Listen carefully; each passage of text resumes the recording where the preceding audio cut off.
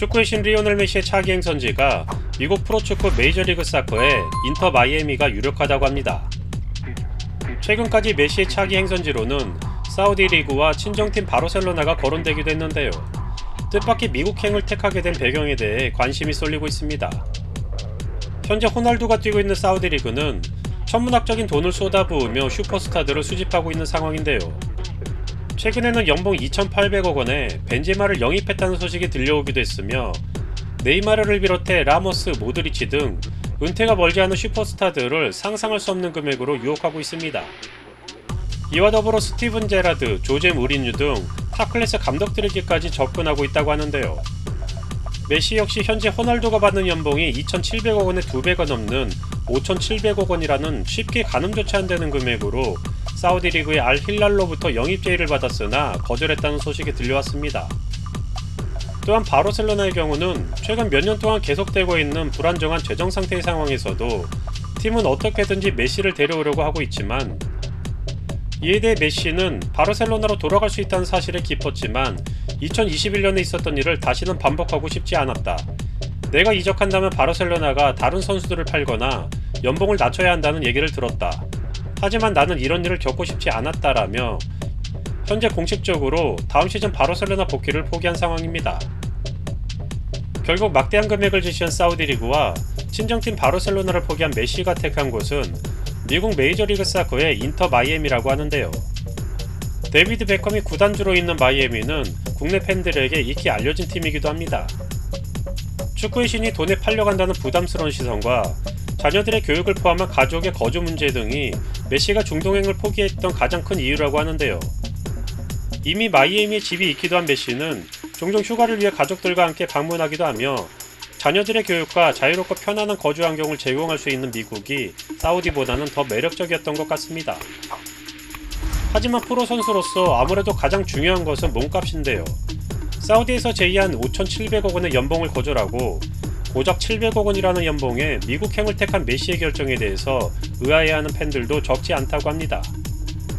그렇지만 순수 연봉 외에도 메시가 받게 될 혜택 또한 상상을 초월한다고 합니다. 메시의 미국행에는 메이저리그 사커의 공식 후원사인 애플과 아디다스의 지원이 있었다는데요.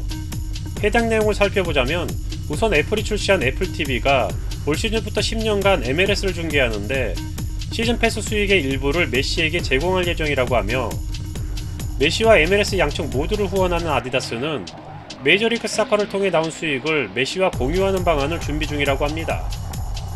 연봉에 메시가 추가적으로 얻게 될 수익은 미국 메이저리그 사커의 흥행 여부에 따라서 달라질 것이지만 최근 급격한 성장세에 있는 메이저리그 사커의 흐름과 메시의 인터 마이애미 이적 소식이 알려진 후 티켓 가격이 1000% 이상 폭등하고 판매량이 지난해 대비 28배 이상 증가했다는 기사를 보자면 사우디 리그의 제안이 아쉽지만은 않을 수도 있을 것 같습니다. 자녀들의 교육과 가족의 거주 문제로 5,700억 원이라는 천문학적인 돈을 포기하고 바르셀로나의 열악한 재정 상황으로 인해 친정팀으로 복귀하지 못한 메시는 결국 미국행을 택했습니다. 여기까지는 일반적으로 쉽게 접할 수 있는 기사 내용인데요. 제가 생각하는 메시가 미국행을 선택한 가장 중요한 이유는 2026년 예정인 북미 월드컵일 수도 있다고 생각됩니다.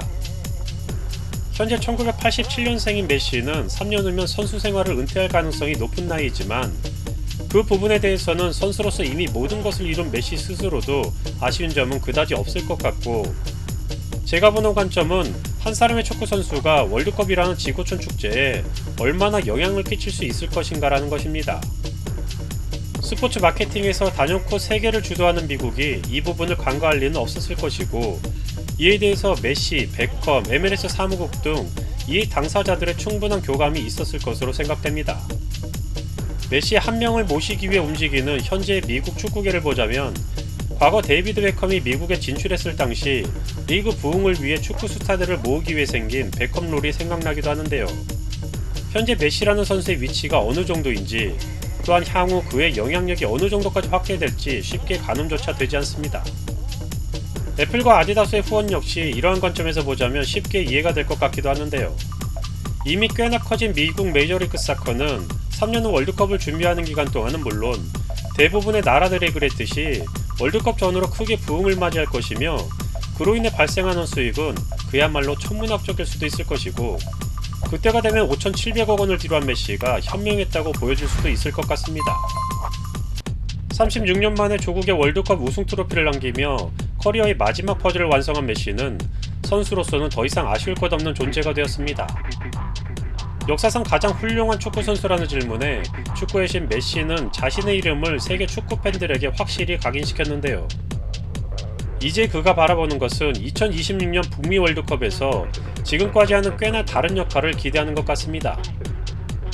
막대한 자금을 들여 호날두나 다른 슈퍼스타들을 수집하는 사우디리그 역시 자국 리그의 수준을 높이고 향후 월드컵이나 기타 국제대회 등을 위한 마케팅 수단으로서 활용할 계획을 밝히기도 했었는데요. 사우디로 향하는 그들보다는 메시 한 사람의 영향력이 오히려 우위를 보이는 것 같기도 하고, 조급함 없이 기다릴 줄 아는 그의 선택이 더 현명해 보이기도 합니다. 메시가 북미 월드컵에서 구체적으로 어떤 역할을 한다는 것을 지금 논의한다는 것은 큰 의미는 없을 것 같습니다. 3년 후 메시의 컨디션이 가장 큰 쟁점이 될 것이고, 최근 언론과의 인터뷰에서도 2026년 월드컵에서 선수로서는 참여하지 않을 것이라고 밝히기는 했지만, 컨디션만 허락하고 선수의 의지만 있다면 불가능한 일은 아니라고 봅니다. 어쨌든 선수로서 모든 커리어를 완성한 현재 무리한 출전보다는 지금 예상할 수 있는 시나리오는 월드컵을 준비하기 위한 과정에서 메이저리그 사커의 얼굴 마담으로서의 역할과 월드컵 홍보 모델로서의 활동이며, 기존의 다른 스타들이 했던 역할과는 그 규모나 영향력은 확연한 차이를 보일 것은 분명합니다. 무엇보다 가장 중요한 점은 지금까지 어느 누구도 상상하지 못했던 개인으로서의 영향력을 다음 월드컵에서도 보여줄 가능성이 있다는 것입니다. 그리고 결국 최종 시나리오는 재정 상태가 나아진 바르셀로나로의 복귀 후 은퇴라고 생각되는데요. 축구 선수로서 많은 것을 얻게 해줬고 인생의 대부분을 바쳤던 바르셀로나가 메시에게 어떤 의미인지는 팬들이라면 당연히 알 것입니다. 하지만 현재 바르셀로나의 재정 상태는 상당히 좋지 못하며, 그렇다고 막대한 벌을 축적한 메시가 오로지 팀에 대한 애정만으로 미친 척하고 무료 봉사를 한다면 이는 축구는 물론 스포츠계를 뒤흔드는 좋지 못한 선례가 될 것임이 분명합니다. 결국 지금은 무리해서 바르셀로나로 돌아갈 필요가 없고, 몇 년 후 서로의 조건이 맞는 시기가 되면 다시 함께 마무리를 생각해 볼 수도 있을 것입니다. 계획대로 다음 월드컵에서 메시가 또 다른 모습으로 축구 팬들에게 놀라움을 선사한다면 당장의 이익보다는 몇 년의 빌드업을 통해 명분과 실리를 모두 차지하며 뜻을 이루게 될 것입니다. 너무 추상적인 얘기지만 최근 메시의 행보에 관심을 갖고 지켜보다가 이런 생각까지 해봤습니다. 영상 시청해주셔서 감사합니다.